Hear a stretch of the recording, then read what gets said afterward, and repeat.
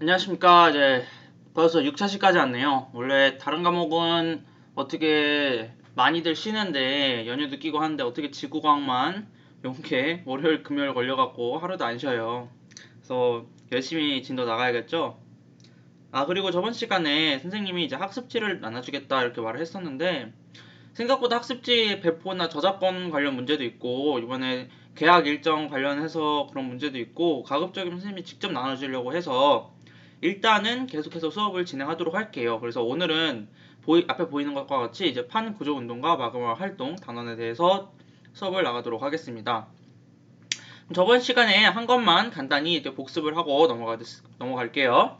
저번 시간에 이제 판 이동의 원동력 해가지고 크게 이제 두 가지 학습 목표를 가지고 공부를 했죠. 그래서 첫 번째 학습 목표는 판을 어떤 힘을 통해서 움직이게 하는가 였고요. 두 번째는 이 플룸 구조론, 이걸 어떻게 형성되고 이 플룸 구조론이 하와이 열점에 나타나는 게 어떻게 나타나는지 이렇게 같이 우리가 공부를 해봤어요.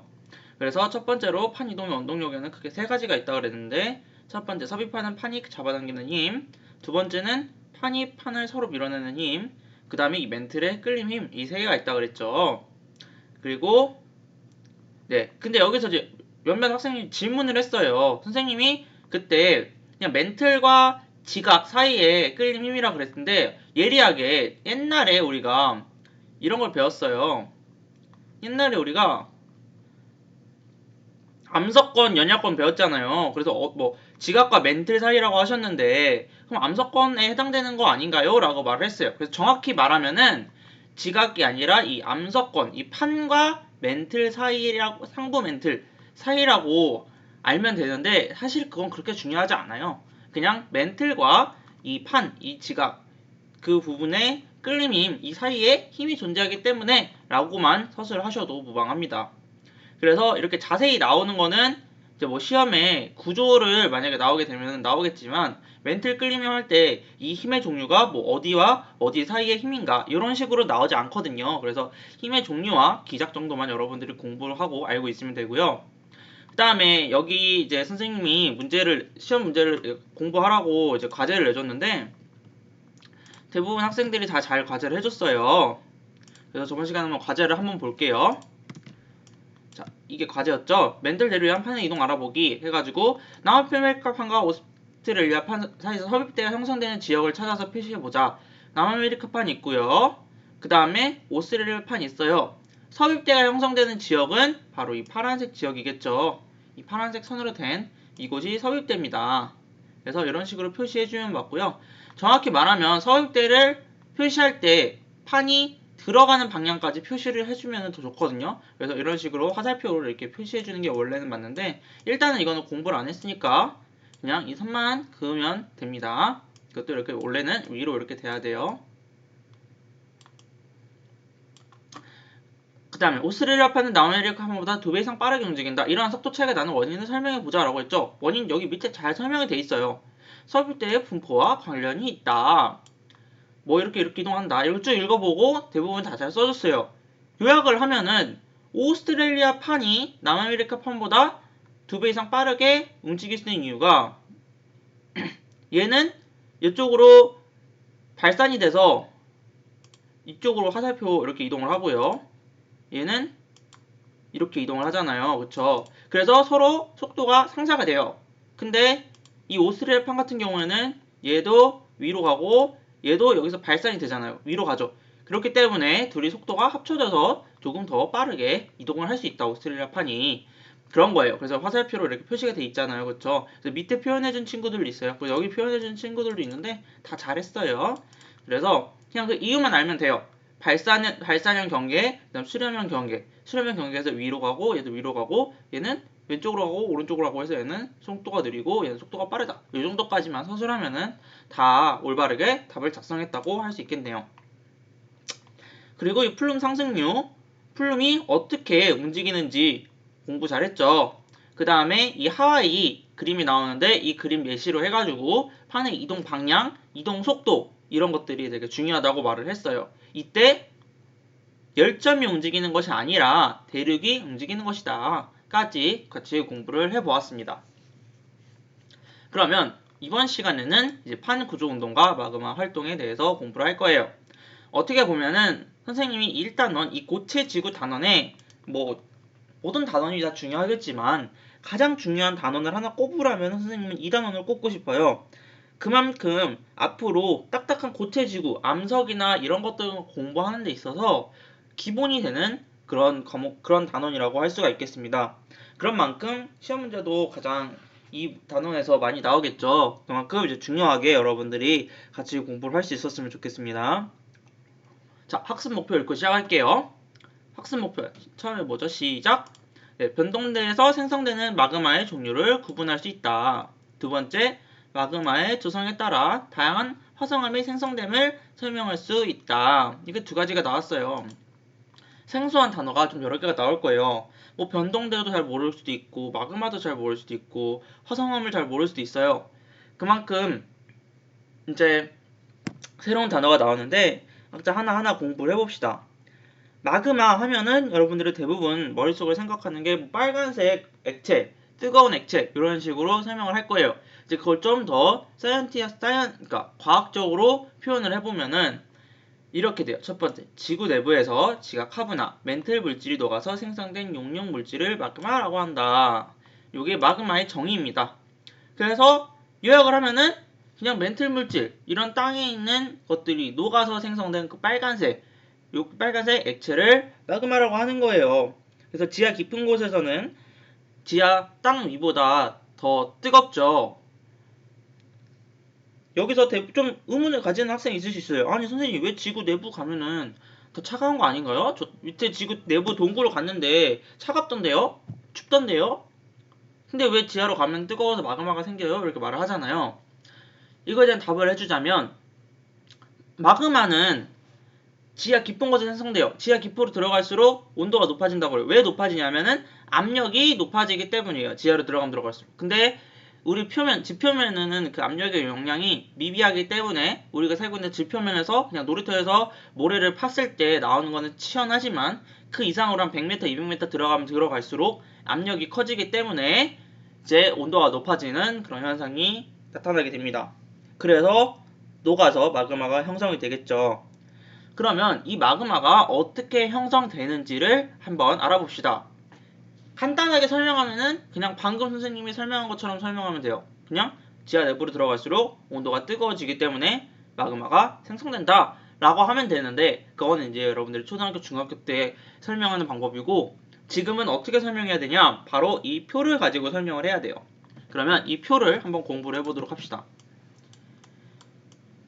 우리나라의 어느 고등학교에서 어느 지구과학 원 시험을 내도 이 표는 무조건 한 번은 나옵니다. 그냥 기출이라고 보시면 돼요. 이 표를 안 낸다. 그거는 지구과학 1 그거를 수업을 안 했다는 거예요. 내가 봤을 때.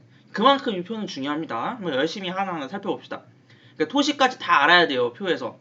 먼저 여러분들이 표를 관찰할 때 가장 먼저 알아야 될 두 가지가 있어요.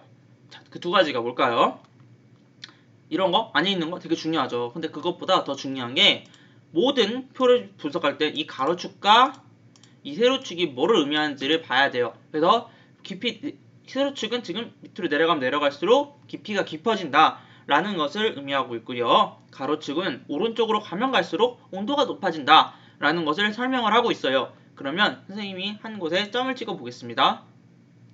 자, 이곳에 점을 찍었는데 이곳은 무슨 뜻이죠? 이곳에 점을 찍었다는 거는 네, 맞아요. 이곳은 깊이가 50km에 있고 온도가 1500도인 그런 곳이다. 그래서 만약 선생님이 여기다 점을 찍고 여기가 A 지점이다 라고 말을 했을 때 이 A 지점은 깊이가 50km이고 온도가 1500도이다 라는 것을 나타내는 거예요. 자, 그러면 이제 기본적인 표 분석은 끝냈어요. 그럼 안에 이렇게 적혀 있는 것이 뭔지 한번 보도록 합시다. 자, 그러면 이 빨간색 실선이 있고요. 지금 보면은 빨간색 실선이 있고요. 파란색 실선이 있어요. 그 다음에 파란색 점선이 있고요. 파란색 점선이 있어요. 하나하나 봅시다. 먼저 이 빨간색 실선부터 봅시다. 빨간색 실선은 지금 뭐를 의미하냐? 지하 온도 분포예요. 지하의 온도가 어떻게 분포하는지 말해주는 거예요. 그게 뭔 말이냐? 여러분들이 지금 여러분들 깊이 몇에 살고 있어요? 근데 깊이 0에 살고 있죠. 여러분들 지하 도시에 살고 있는 거 아니잖아요. 그럼 여기 온도는 몇 도예요? 그죠? 20도 막 그 정도 되겠죠. 10도 몇 도 되겠죠. 그러니까 이거는 거의 그냥 0에서 시작하는 거예요. 깊이는 0인데 온도가 1500도일 수 있을까요? 지하에? 그런 곳은 존재하지 않죠. 그런 것처럼 지하 내부로 들어가면 들어갈수록 깊이에 따라서 온도가 변하겠죠. 그 온도가 어떻게 변하는지 나타내준 곡선이 바로 이 지하 온도 분포 곡선입니다.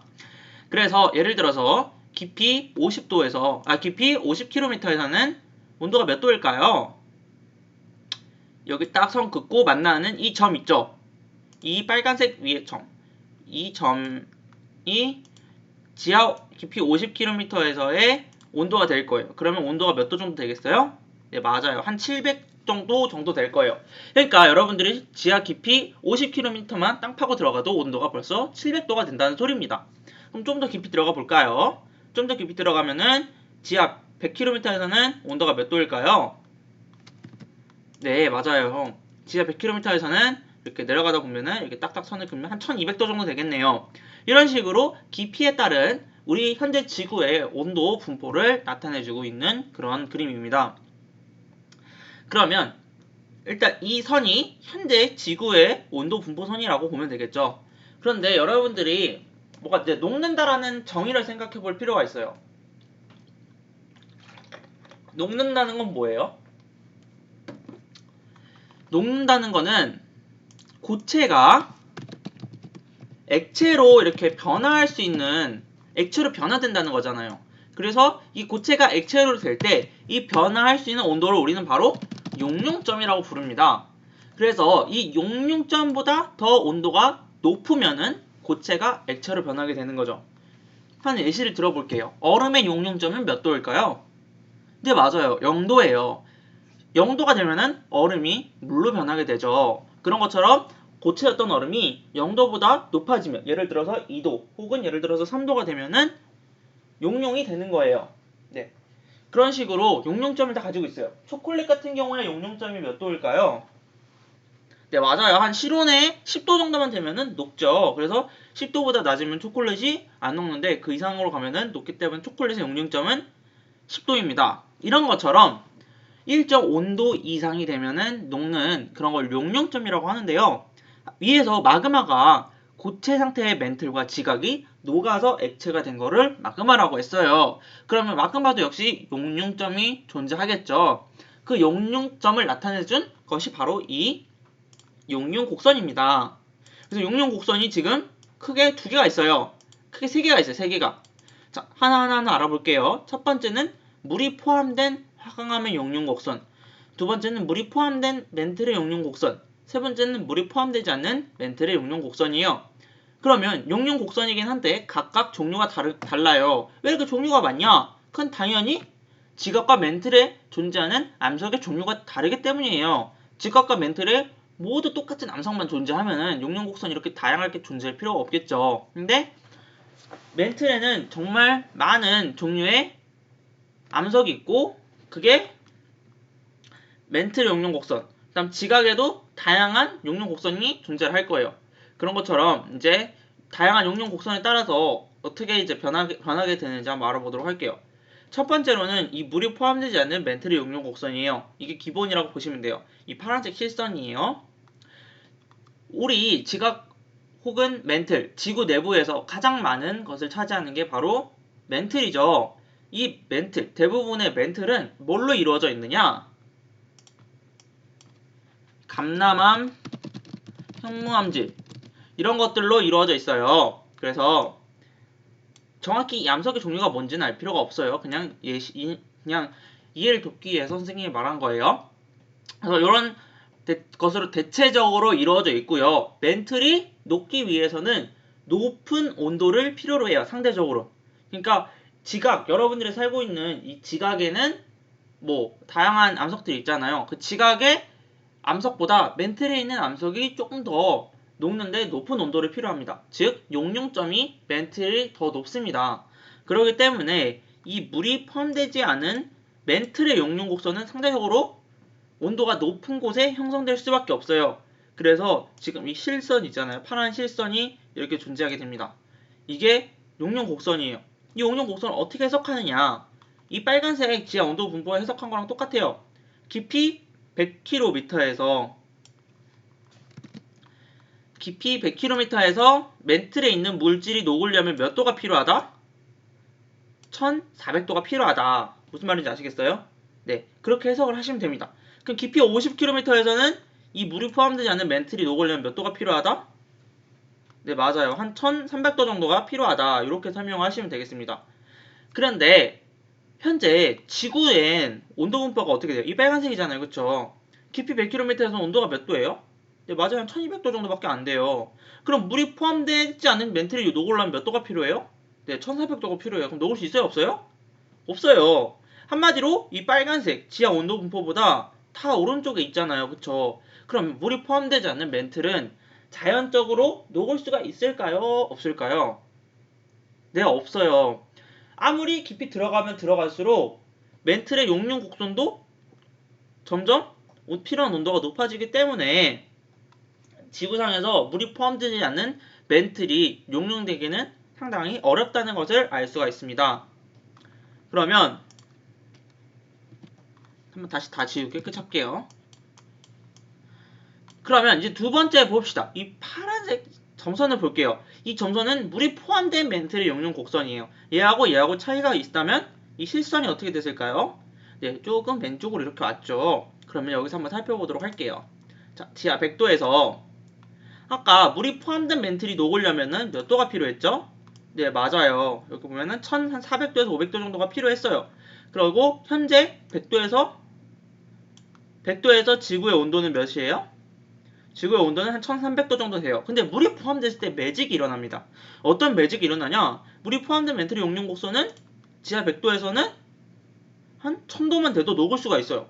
그러면 물이 포함되지 않았을 때는 딱딱한 고체로 그냥 남아있게 되는데 물이 포함된 멘틀은 녹을 수가 있다는 거예요. 아니 신기하지 않습니까? 똑같이 멘틀의 용융 곡선인데 여기서 핵심은 뭐냐? 멘틀의 용융 곡선이 핵심이에요. 근데 하나는 물이 포함됐고 하나는 물이 포함되지 않았어요.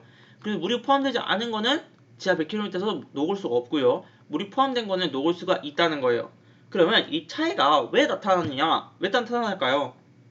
그죠? 당연히 물이 포함된 물 때문에 나타날 거예요. 이 물이 뭐를 뜻하는 거냐? 한번 지금부터 설명을 해줄게요. 여러분 돌에 물이 존재한다. 이게 맞는 말일까요? 대부분은 아니라고 할 거예요. 아니 어떻게 돌에 물이 있습니까? 돌은 딱딱한데 물이 어떻게 들어가 있어요? 라고 하잖아요. 그런데 그게 아니라 돌에 물은 함수광물의 형태로 들어가 있습니다. 함수광물의 형태로 들어가 있는데 이거는 시험에 나오진 않습니다. 근데 여러분들 이해를 돕기 위해서 한번 말을 할게요.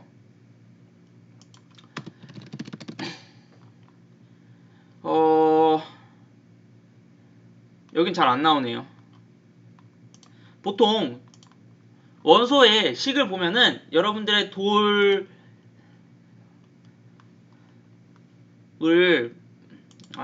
잘 안 나오네요. 그냥 설명해 줄게요. 석영 있잖아요. 석영.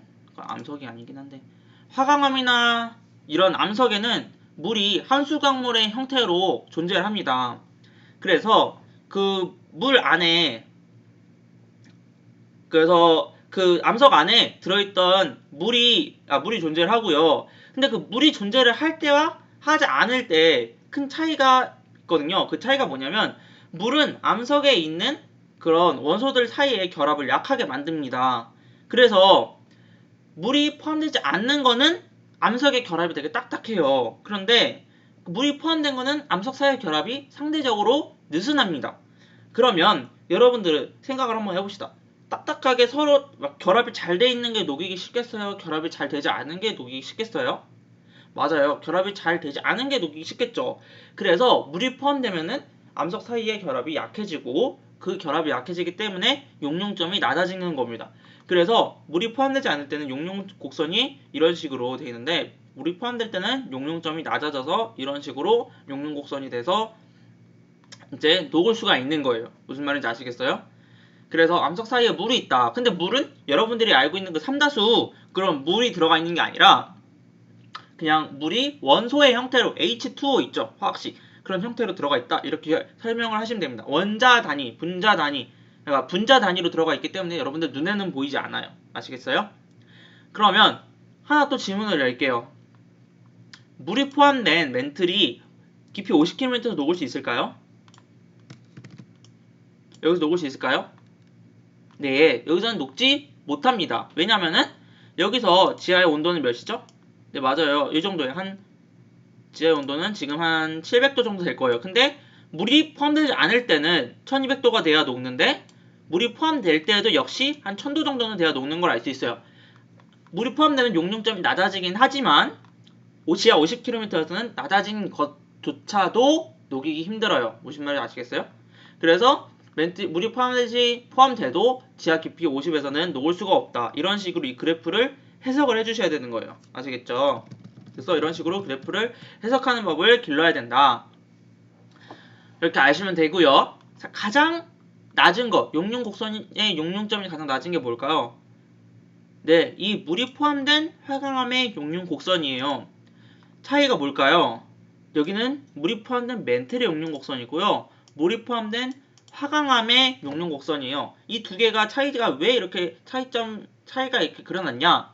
아까 선생님이 멘틀이 뭘로 이루어졌냐? 하면은 바로 현무암, 감남암질 이렇게 이루어져 있다고 했어요. 이거와 정반대의 성격을 가지는 게 바로 화강암이에요. 그래서 화강암 같은 경우에는 상대적으로 이 두 개보다 더 농도점이 낮아요. 더 쉽게 녹을 수 있다는 말이죠. 근데 물까지 포함됐어요. 그러면은 가장 용융곡선이 낮겠죠. 그래서 얘는 몇 도부터 녹을 수 있을까요? 얘는 지하 50도에서 녹을 수 있을까요? 네, 맞아요. 지금 보면은 지하 온도는 여기인데 용융곡선은 여기죠. 그러니까 물이 포함된 화강암은 깊이 50km에서도 녹을 수 있다. 이렇게 설명을 하면 되겠습니다. 이런 식으로 몇 도에서 뭐가 녹을 수 있다. 이렇게 설명을 할 줄 알아야 돼요. 아시겠죠? 그러면 이제 이게 1번, 2번, 3번 이 뭔지 알아보도록 할게요. 궁극적으로 이 그래프를 우리가 공부한 거는 1번, 2번, 3번이 뭔지 알기 위한 거고 여러분들이 이게 가장 중요한 겁니다. 그럼 1번, 2번, 3번을 한번 알아볼게요. 아까 마그마가 형성되려면 어떻게 해야 된다 그랬죠? 여기서 지구 내부에서 지각하부나 멘틀 물질이 녹아서 라고 했잖아요. 멘틀이나 지각하부의 물질이 녹아야 돼요. 그게 뭐냐? 이 화강암이나 멘틀이나 이런 것들이 녹아야 된다는 거예요. 그러면 이게 녹을 수 있는 방법에 대해서 한번 알아보도록 할게요. 만약에 가장 쉽게 녹을 수 있는 방법 중 하나가 뭐냐면 현재 깊이가 30km라고 합시다. 이 30km였을 때 이 물이 포함된 화감의 용융곡선에서 이게 녹을 수 있을까요? 없을까요? 네, 없어요. 그냥 현재 지하 내부의 온도는 이거고 용융곡선은 이만큼의 온도가 돼야지만 녹을 수 있다는 거잖아요. 그래서 현재는 녹을 수가 없는데 첫 번째 방법으로 녹을 수 있다는 거예요. 어떤 식으로 녹을 수 있냐? 온도 상승을 하면 된다. 첫 번째 이유.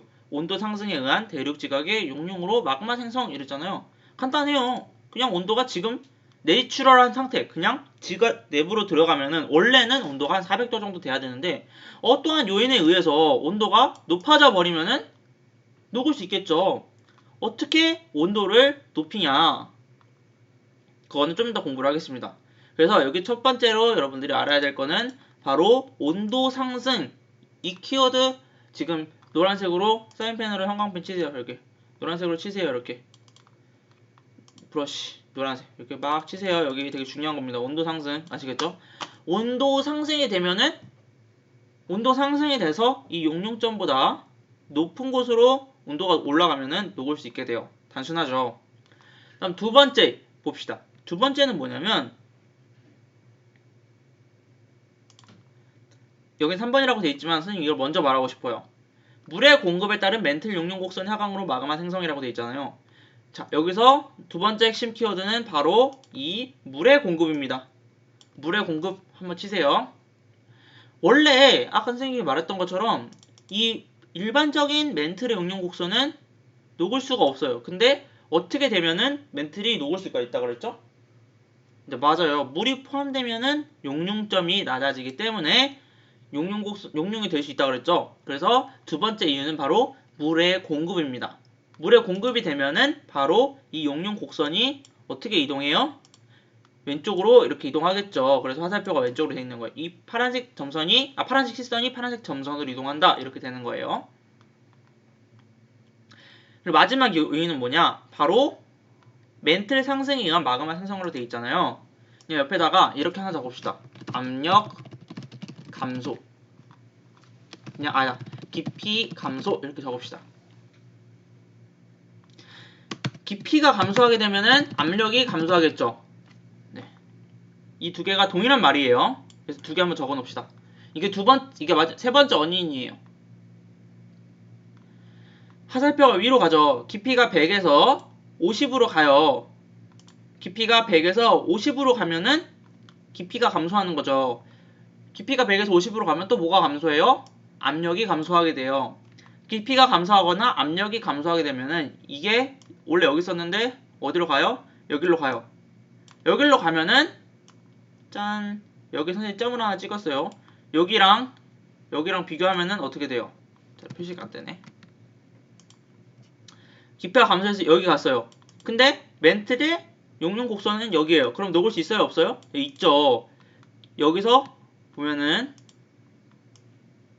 녹을 수 있어요. 그쵸? 깊이가 한 30km 정도로 올라갔을 때 온도는 그대로인데 용융점의 용융 곡선의 온도는 점점 낮아지죠. 그러니까 깊이가 감소하게 돼서 어느 정도까지 깊이가 쭉 감소하게 되면은 어느 순간부터 마그마가 형성이 될 수 있다. 그래서 깊이가 감소한다. 깊이가 감소한다는 건 다른 말로 뭐예요? 멘틀이 상승한다는 거죠. 그래서 멘틀이 상승에 의한 마그마 생성. 그래서 이런 식으로 세 개의 요인에 의해서 마그마가 형성이 될 수 있다. 그걸 교과서에 이렇게 정리가 잘 되어 있어요. 그래서 여기서는 첫 번째, 온도가 상승하여. 그쵸? 두 번째, 압력이 감소하여. 아시겠죠? 그 다음에 물이 공급되어. 이 세 가지의 요인을 잘 이해를 하고 있으면 되겠습니다. 그래서 멘틀 물질 온도가 올라가거나 암석이 내려가거나 물이 첨가되어 용융점이 떨어지면 액체 상태로 변하여 마그마가 될 수 있다. 마그마가 생성될 수 있는 환경이 형성되면 용융점이 낮은 강물부터 녹아서 마그마가 만들어지는데 이를 뭐라고 한다? 부분 용융이라고 한다. 부분 용융으로 만들어진 마그마는 주위 암석보다 밀도가 낮기 때문에 위로 상승한다. 이렇게 말을 했습니다. 아니, 마그마가 생성이 되는 건 알겠는데 이 부분 용융은 또 뭔가요? 라고 하잖아요. 지금 그걸 설명해 주겠습니다. 아까 멘틀의 용융 곡선 이렇게 돼 있고 한데 이 멘틀은 딱 하나의 암석으로 이루어져 있는 게 아니라 그랬습니다. 당장의 멘틀은 현무암과 감람암의 이런 복합체로 되어 있는데 이 현무암 감람 외에도 다양한 암석들이 존재해요. 암석의 종류는 되게 많거든요. 보시면은 암석은 몇 개만 있는 게 아니에요. 암석의 종류 하면은 당장의 암석만 해도 이거 보세요. 예? 엄청 많죠? 예? 뭐 이게 너무 많아요. 하여간 이런 식으로 암석의 종류가 이렇게 많습니다. 예? 이렇게 많아요. 수백 가지가 돼요. 근데 그 암석의 녹는 점이 다 똑같을까요? 아니에요. 다 달라요. 이 멘틀의 용융 곡선 해가지고 하는데 이거는 평균치예요. 평균치. 그래서 만약에 이거보다 용융 곡선보다 더 온도가 높아졌어요. 그러면은 암석이 녹기 시작하겠죠. 그런데 모든 암석이 녹는다는 건 아니에요. 평균치이기 때문에. 그래서 예를 들어서 이렇게 암석이 있어요. 근데 이 암석에는 예를 들어서 암석 1도 이렇게 들어가 있고 암석 2도 들어가 있고 암석 3도 들어가 있고 암석 4도 들어가 있고 암석 5도 들어가 있고 이렇게 할 거예요. 근데 얘 온도가 높아지다 보니까 온도 상승이에요. 1번 할게요. 온도가 높아지다 보니까 녹기 시작하겠죠. 그러면은 가장 먼저 뭐 얘가 녹아요. 그러면은 얘가 액체가 되겠죠. 액체가 되겠죠. 그러면은 어떻게 돼요? 가벼워지겠죠. 그러면서 위로 올라가겠죠. 위로 올라가면서 더 녹고 하는 거예요. 아시겠어요? 이런 식으로 한 번에 다 이렇게 다 녹아버리는 게 아니라 천천히 하나 녹아버리고 그 다음에 또 하나 녹아버리고 하나 녹아버리고 이런 식으로 온도가 녹는 점이 낮은 것부터 차례대로 하나씩 녹아가는 거를 부분용융이라고 하는 거예요. 용융점이 낮은 광물부터 녹아서 마그마가 형성되었는데 이를 부분용융이라고 하는 겁니다. 그래서 네, 다양한 암석들이 여러 개가 이렇게 존재할 수도 있지만, 선생님 방금 좀 약간 잘못 말했네요. 이 하나의 암석 사이에는 다양한 광물 1, 광물 2, 광물 3, 광물 4, 광물 5가 존재해야 되는데, 선생님 암석이 다양하게 존재한다 그랬어요. 다시 한번 정정해서 말을 할게요. 그러니까 하나의 암석이 이렇게 존재하면은 그 암석 사이에는 다양한 광물이 존재합니다. 예를 들어 이게 만약에 화강암이다 그러면은 여기에 장석이 이렇게 다양한 암석이 존재하죠. 다양한 광물들이 존재해요. 그러니까 여러분들이 사람이라고 그러면은 사람 속에 뭐가 있어요? 뭐 위도 있고 장도 있고 뭐 눈도 있고 내장 기관들이 있잖아요. 그런 것처럼 암석 안에 포함하고 있는 것을 우리는 광물이라고 그러는데, 이게 만약 화강암이라고 치면은 다양한 종류의 광물이 존재해요. 이건 뭐 장석 이렇게 하고, 얘는 뭐 흑음모, 그 다음에 얘는 석영, 이런 식으로 다양한 이런 광물이 존재합니다. 그래서 이 중에서 가장 빨리 녹는 거는 뭐가 가장 빨리 녹냐? 그러면 온도가 녹는 점이 낮은 것부터 녹겠죠. 그러니까 석영 먼저 녹아요. 그래서 석영이 녹으면 얘가 액체가 되고, 그 다음에 뭐 장석이 녹고 흑음모가 녹고 이런 식으로 순서대로 녹고, 이런 것들을 우리가 부분용룡이다 라고 말을 하는 거예요. 아시겠어요? 네, 중간에 잠깐 잘못 말했네요. 그런 것들이 부분용룡이다 라고 하고, 함수 광물은 아까 선생님이 말했잖아요. 한번 이걸 읽어보세요.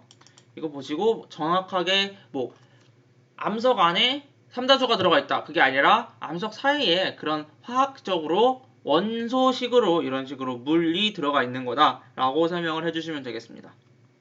그래서 다음 시간에는 이 마그마의 생성 과정에 대해서 공부를 할게요. 그래서 저번 시간하고 비교를 해봐도 워낙 좀 진도가 천천히 나가죠. 보통 뭐 한 단원씩 나갔는데 지금은 한 장 반만 나갔어요. 그만큼 되게 중요한 거고, 다시 한번 복습을 꼭 해야 되고 한 번 더 봐야 되는 그런 거거든요. 그래서 한 번 더 열심히 공부를 하도록 합시다. 이것으로 수업을 마치겠습니다.